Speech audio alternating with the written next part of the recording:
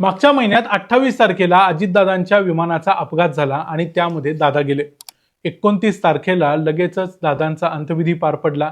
30 तारखेला इतक्या मोठ्या वेगानं घडामोडी घडल्या की 31 जानेवारीला सुनेत्रा पवारांनी महाराष्ट्राच्या उपमुख्यमंत्री पदाची शपथ घेतली देखील. म्हणजे अजितदादांच्या मृत्यूनंतर पुढच्या 3 दिवसात राजकारण इतक्या वेगानं फिरलं की कुणालाही ते पकडता आलं नाही किंवा समजलंच नाही की काय होतंय. या 3 दिवसाच्या महत्त्वाच्या काळामध्ये सुनेत्रा पवारांना जे जे महत्त्वाचे राजकीय लोक भेटले त्यामध्ये सर्वात महत्त्वाचं आणि या डिसिजनपर्यंत त्यांना आणणारे 3 महत्त्वाचे लोक होते. त्यामध्ये प्रफुल्ल पटेल होते, सुनील तटकरे होते आणि होते नरेश अरोरा. या तिघांनी देखील सुनेत्रा पवारांना कन्व्हिन्स केलं असं सांगितलं जातंय की त्यांनी उपमुख्यमंत्री पद घ्यावं, अन्यथा राष्ट्रवादी काँग्रेस ही शरद पवार गटाच्या किंवा सुप्रिया सुळे यांच्या हातामध्ये जाईल. त्यामुळं इतक्या वेगानं हालचाली झाल्या. पण आता रोहित पवारांनी सुनील तटकरे, प्रफुल्ल पटेल आणि नरेश अरोरा या तिघांच्या विरुद्ध देखील आघाडी उघडलेली आहे. त्यांनी वेगवेगळ्या प्रकारे यांच्यावरती शरसंधान साधायला सुरुवात केलेली आहे. त्यांनी नरेश अरोरा यांना अडचणीत आणतील अशा काही गोष्टी समोर आणलेल्या आहेत. मग हे का असं केलं जाते? नरेश अरोरा नेमके कोण आहेत? त्यांचं राष्ट्रवादीमध्ये एवढं वजन काय? हे सगळं बघूया आजच्या या व्हिडिओमध्ये. मी आहे रणजित यादव आणि तुम्ही पाहताय द मराठी वाना. उत्तर प्रदेशातला एक मुलगा जो खरं तर मोठ्या प्रमाणावर ज्याचं शिक्षण झालं ते दिल्लीमध्ये झालं, म्हणजे कॉलेजपर्यंत तो दिल्लीमध्ये शिकला. त्यामुळं त्यानंतरचा जॉब करताना आणि पुढच्या जवळजवळ 20-25 वर्षाच्या त्याच्या करिअरमध्ये त्यानं दिल्लीतलं राजकारण आणि तिथल्या राजकीय घडामोडी जवळून बघितल्या आणि त्याचा अभ्यासक असल्यामुळं किंवा अभ्यास करणं हा त्याचा नाद असल्यामुळं तो राजकीय अभ्यासाच्या क्षेत्राकडे वळला. 2011 साली त्यानं डिझाईन बॉक्स नावाची एक पॉलिटिकल स्ट्रॅटेजिक आखणारी एक कंपनी स्थापन केली. या कंपनीचा तो फाउंडर आणि मॅनेजिंग डायरेक्टर होता. या कंपनीच्या माध्यमातून त्यानं कामाला सुरुवात केली. त्याला महत्त्वाचं मोठं काम मिळालं ते म्हणजे जालंधरच्या नगरपालिकेच्या वेळेचं. त्यानंतर त्याला सर्वात मोठी संधी मिळाली ती म्हणजे 2017च्या पंजाब इलेक्शनच्या वेळेला. पंजाबच्या विधानसभा निवडणुकीत त्यांनी काँग्रेसचं काम केलं आणि काँग्रेसनं 2017 मध्ये पंजाबची विधानसभा निवडणूक जिंकली. त्यामुळं या नरेश अरोरा यांचं आणि त्यांच्या डिझाईन बॉक्स या कंपनीचं मोठं नाव झालं. एकदा पंजाब जिंकल्यानंतर त्यांना अनेक संधी निर्माण झाल्या. या संधींमध्ये मग हिमाचल प्रदेशमध्ये त्यांनी काँग्रेसचं काम केलं. त्यांनी पुन्हा एकदा राजस्थानमध्ये अशोक गेहलोत यांचं काम केलं. अशोक गेहलोत ही निवडणूक खरं तर हरली, पण तरी देखील अशोक गेहलोत यांची जी इमेज होती ती मात्र यांनी चांगल्या पद्धतीने चमकवली. त्यामुळे अशोक गेहलोत यांचा जो काही पराभव एक्सपेक्टेड होता तितका दारुण पराभव झाला नाही. त्यांनी निवडणूक गमावली पण त्यांची इमेज कायम राहिली.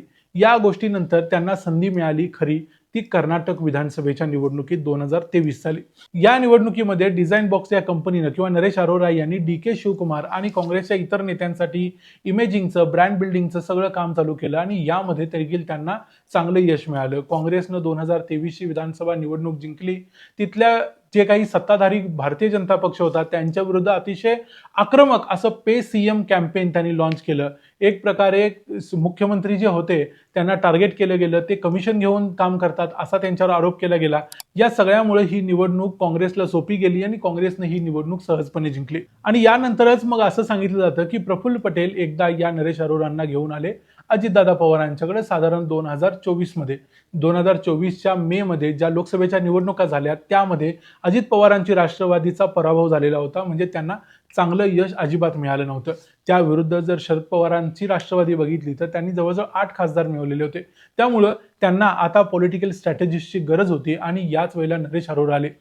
त्यानंतर नरेश अरोरांनी राष्ट्रवादी काँग्रेसच्या एकूणच संघटनेवर काम केलं. त्यांनी प्रत्येक मतदारसंघामध्ये जिथं जिथं राष्ट्रवादी काँग्रेसचे उमेदवार निवडीला त्यांनी प्रत्येक मतदारसंघामध्ये जिथं जिथं राष्ट्रवादी काँग्रेसकडं जो मतदारसंघ आलेला होता तिथं जाऊन काम केलं, तिथल्या स्ट्रॅटेजी आखल्या.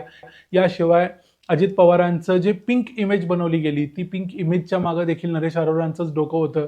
त्यांना एक प्रकारे अशा पद्धतीनं प्रोजेक्ट केलं गेलं की जसं काही अजित पवार हे दादा आहेत, प्रत्येक बहिणीचे दादा आहेत, अशा पद्धतीची एक इमेज तयार केली गेली. या सगळ्यामुळे 2024च्या ज्या विधानसभा निवडणूक झाल्या त्यामध्ये राष्ट्रवादी काँग्रेसला चांगलं यश मिळालं आणि डिझाईन बॉक्स या कंपनीचा आणि नरेश अरोरा या दोघांचा देखील जॉब कंटिन्यू झाला. आपण अजितदादांचे अनेक व्हिडिओज बघतो, अजितदादांच्या रील्स बघतो. अजितदादांचे हे सगळे व्हिडिओज वगैरे करायचं काम हे नरेश अरोरा आल्यानंतर सुरू झालं. त्याच्या अगोदर इतक्या मोठ्या प्रमाणावर राष्ट्रवादी काँग्रेस पक्ष अशा पद्धतीच्या गोष्टी करत नव्हता.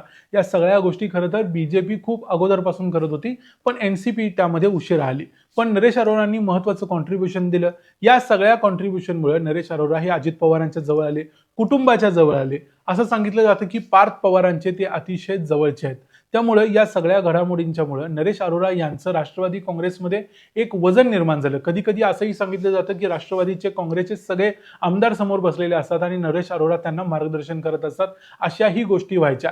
अनेक वेळा राष्ट्रवादीतल्या अनेक मोठ्या नेत्यांना या गोष्टी आवडायच्या नाहीत की एक पॉलिटिकल स्ट्रॅटेजिस्ट येतो आणि जणू काही तो आमचा बॉस असल्यासारख्या आम्हाला सूचना देतो. पण तरी देखील नरेश अरोरा यांचं राष्ट्रवादीमध्ये वजन वाढत गेलेलं होतं आणि आतापर्यंत त्यांचं वजन तसंच होतं. आणि या सगळ्या घडामोडींच्या काळात एक गोष्ट होती, ती म्हणजे विलिनीकरणाची.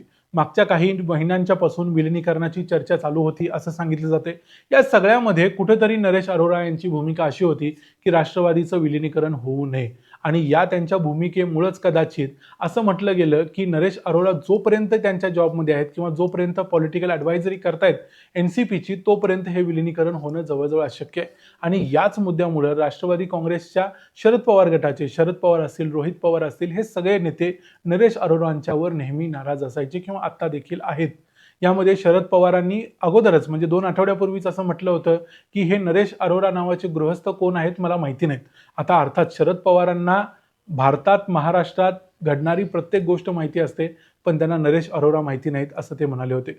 रोहित पवारांनी देखील जे आरोप केलेले आहेत त्या आरोपामध्ये असं म्हटलंय की राष्ट्रवादी काँग्रेसला अजित पवारांना शेवटच्या दिवशी 27 तारखेला नरेश अरोरांना त्यांच्या पॉलिटिकल ॲडवायझरीमधून काढायचं होतं, त्यांना तिथून हाकलायचं होतं आणि त्यासाठी ते प्रयत्न करत होते. पण काही नेते त्यांच्यावर दबाव आणत होते की नरेश अरोरांना कंटिन्यू ठेवावं. आता दबाव आणणारे नेते कोण असतील हे सांगायची गरज नाही, पण नरेश अरोरा कंटिन्यू राहू नयेत असं अजित पवारांना वाटत होतं, असं थोडक्यात रोहित पवार सुचवायचा प्रयत्न करतायत. ते याच कारणासाठी नरेश अरोरांचा जॉब जाणार म्हणून की काय, किंवा इतर आणखी काही घटना ज्या 27 जानेवारीच्या संध्याकाळी आणि रात्री उशिरापर्यंत घडल्या, या सगळ्यामुळेच काहीतरी गोष्टी घडल्या पडद्यामागं आणि अजित पवारांचा घातपात करून मृत्यू झाला किंवा खून केला गेला असं सुचवण्याचा प्रयत्न रोहित पवार सध्या करतायत.